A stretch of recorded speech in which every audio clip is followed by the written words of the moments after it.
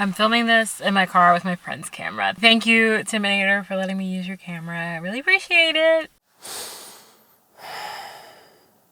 Okay, let's try this. Where do I even begin? I don't even know. I guess I should start off with the title is Everything Sucks, but obviously not everything sucks. And I can't say obviously in a bad way, but I would say that it's obvious. Simply, I have clothes on. I'm breathing. There is water somewhere, and worst comes to worst, there's grass. There is a way to survive. I am grateful for the resources around me. Crap has hit the fan with my life, and yet I have had the resources that I need to survive and make it to this point, and I have the resources that I need to continue to survive. And I'm very grateful for the low that I've been experiencing, because it's made me stronger and I've learned so freaking much. I'm more grateful now than I've ever been, and I've always been pretty good about being grateful, but I've learned so much about that part of myself, and I have really taken in what people have said about pride and accepting help and seeking help. So very, very grateful. So not everything sucks. This is a necessary thing that I needed to experience, but also WTF. Friday night I slept in my car. The only reason I didn't sleep in my car last night, which was Saturday, is because my friend Timinator, I think he would have murdered me over the phone. If he if he had that kind of personality, I think he loves me so much and hates my stubbornness so much that he would have yeeted me over the phone when I told him I slept in my car and that I was going to do it again. So the only reason I didn't do it Saturday night is because he let me sleep on his couch, which I appreciate. But it also just sucks to not have a home. And it sucks to not have a home because I got screwed over by the system, I guess you could say, by the workers' comp system. And it just raw. And I still have freaking issues with my foot, which is so freaking annoying. Are you lying to me right now? To stop receiving the care that I was receiving because my workers' comp claim got denied, and then to have made no money and not be able to pay my rent, to be forced out of my home because I can't pay the rent, and I would consistently just be in an astronomical amount of debt, more than I already freaking am. Let's not talk about my credit score. I used to joke about my credit score, then I checked it, and I almost passed away with how horrible it is. That scene from One of Them Days, that's a real number. It just has been crappy, and I really, really appreciate everyone who has helped me in the smallest way, with just giving me advice, giving me a hug, letting me cry in your office. Ugh, love those tears. Love those cry sessions. This is a heart, I promise. But then also to just give me a place to stay. I will say there was this one situation with me having somewhere to stay where it was kind of I'm not kicking you out, but I am kicking you out, and I'm not trying to force you out of here, but also get out and give me my money. I hate that there's I don't have a place that's mine, and I am very grateful again. Even if I didn't have Timinator forcing me on his couch, I do have a car to sleep in. Now, am I able to make my car note payments? Different conversation. I am grateful that I have figured out somewhere for us to go. I figured out a place for us to sublease, but it's only for the next few months. And that's a whole different thing that I really need to think about and contemplate. My friend has given me advice on it, but also I'm yeah, I could stay where I'm going to sublease and renew it, but I would still be paying $78 a month for a storage unit when I could have my own place and not have to pay for a storage unit. I think what makes not having a home so bad, so stressful and frustrating and just emotional for me is the fact that I am a mom, even though she has a puppy. But I don't know. God has a plan. I'm a very big believer of that. Also, I'm a Christian. I don't know if you knew that. Hey, love Jesus. I genuinely give him credit for me being alive because he knows how much I have tried to not be. Crap, what was I saying? Oh, yeah. So I believe that, God has a plan and everything happens for a reason, which is why I feel I got my puppy when I got her. And I think he just knew that this was going to be, and I mean, he's saving me from the roughness, but he also knew that it'd be a rough season for me. And so he brought Clover into my life at a really good time, but I also just feel like super because I am like burdening her, it feels like, as far as like her just not having a home, running around different people's houses and figuring things out. For a couple of weeks or like a week and a half, she was just like shunned into one bedroom and either went between her crate, which was in the bedroom, and outside of her crate, but still in the bedroom. Like she couldn't just run free and feel loved and get the attention that she like needed. And yeah, I got one needy mother trucker of a puppy. But she is just, that's just who she is. She's an attention seeker, but she's like super loyal and she's so full of love. And there's a man walking right now watching me film in my car because I'm doing this at the park. Sir, I'm going to need you to mind your business. I want to give her the consistent love and attention that she needs. And I appreciate her too because what's been happening and just like this inconsistency of having a home or not having a home, whatever grammar is, it's like heavily fricked with my depression and my mental well-being, and it still is, to be honest. It's so weird because it's like I know I'm supported and I know that I have fortunately, God bless, fortunately, created a community where I currently live, but I also feel like I'm not wanted. I don't know, it's like I feel like I'm burdening people, even though I probably am not, but just that part of my brain is like, you need to back off, you need to disappear. And that's probably also why I'm like, maybe I want to like have my own place again so I can just disappear. But then another part of my brain that has lived a life of you don't deserve good things, you don't deserve help without owing somebody, is like trying to map out and figure out all these ways that I can pay back everyone who's helped me since the end of January 2025 and has helped me ever since since this happened. And it sucks because I know people are doing it out of the kindness of their heart, and I call people crazy for helping me, and I cry when they try to help me, and I fight them when they try to help me, and they take it as a pride thing, and in my head, it's not a pride thing. It's more of a, I don't want to have to owe you because I don't know how I'm going to be able to pay you back because I can barely like take care of myself. And it's unfortunately just the way that it's been ingrained in my brain. What my first therapist told me this, and then my current therapist like kind of like validated it, or whatever the word would be. Y'all, I'm just rambling. So English, she's gone. When you experience the same behaviors and the same traumas over and over and over again, it is so hard to break those behaviors, and it's hard to break those trauma responses and those habits that you developed from what you've experienced. And so my issues with help and feeling like I owe people, it's not a pride thing, it's how I was raised. You can't get this unless you do this for me. You can't have this unless you do that for me. And then I'm struggling with just even like, goodness gracious, I did not know I was going to cry. I'm struggling with the people who took part in these behaviors and just me becoming who I am. I'm struggling with them denying it and really like fighting for the fact that like, no, like I didn't do this to you. I didn't create you like this, and like this isn't my fault. I don't want to play the blame game. I just want to move forward.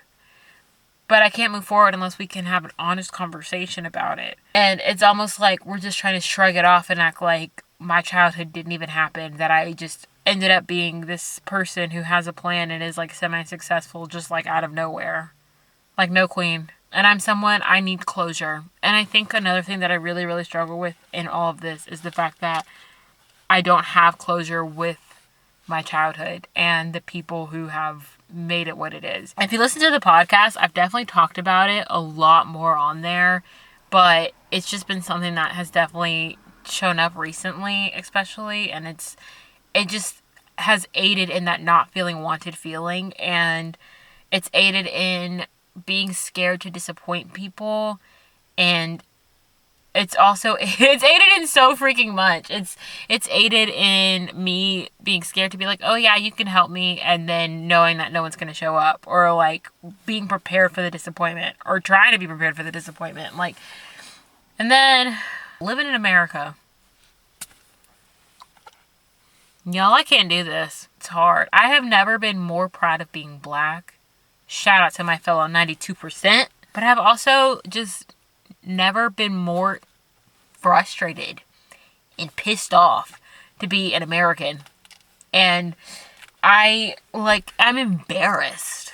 I'm genuinely embarrassed. Get me out of here. So I gotta go, guys. This is crazy. And the unfortunate thing is that, at least when I'm filming this, God knows how long it's going to take me to edit it, because you see how long it took me to get a video up from 2024? It's only April. Like, you're showing your... It's only April. Like, I've said this for the past several years, and I'm a stand by it. I don't know why the heck we call ourselves the United States of America. I can't think of a moment when this country was united. I can think of moments when small communities have come together. The recent mass day of protesting that happened in April. I think there's another one towards the end of April. I want to say, I could be wrong. Those moments, yes, united. But there's also the anti to anything that has happened. And when those white people came to this country, ain't nothing about it united, because you killed off the Native Americans who were here. That this was their land. We have never, ever, ever been united. I don't know why we call ourselves the United States. We don't have to. Other countries have divisions and districts, and they're not called the United States of London. They're not called the United States of, I don't know, Tanzania. They're not called the United States of Ukraine. They just have a country name. But I feel like that also goes to show our unoriginality, I think, yeah, that's the word. And maybe stupidity. Because we couldn't even think of a name for a country. We chose the worst possible name. Because ain't nothing about this country united. Especially now. And it's so embarrassing to have... It's weird to have other countries support Americans because they know that we're suffering. And we can't go into those countries because because of the administration. I can't even wrap my head around it. I genuinely can't wrap my head around any of it.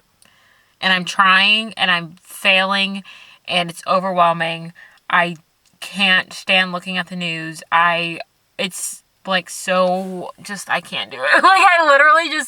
I can't do it. We have had lots of good things happen culturally as far as black people goes. I will continue to commend Cory Booker, because we needed that win. We needed him so bad. And I appreciate everyone who stands up for the culture.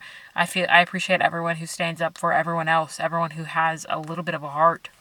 It's amazing, because God bless. Speaking of having a heart, this is such a weird flow, but speaking of having a heart, this is something else that I think has really messed me up and really has challenged me the past week, emotionally and mentally. My empathy. It's so bad. I was talking to my coworker about it because I could not. I got to work Thursday. I was already late because I was having a bad depressive episode. Then I get to work. I sat down for maybe 2 seconds. And then I got up and I was like, I need to go for a walk. And I went and I found my coworker. And I sat in her office and I cried. And I just talked about everything. And part of the everything that I talked about is how a lot of people in my life that I care about have their own issues, whether it be a minor surgery or having very serious migraines or health issues or struggling in their own right with their own finances or their own relationships with their parents. It hurts me that other people that I love are hurting. And so I was telling my coworker, I have this problem of just carrying that crap. And I'm trying to not, hence going to therapy, but it's not something that just happens overnight, but it's so exhausting.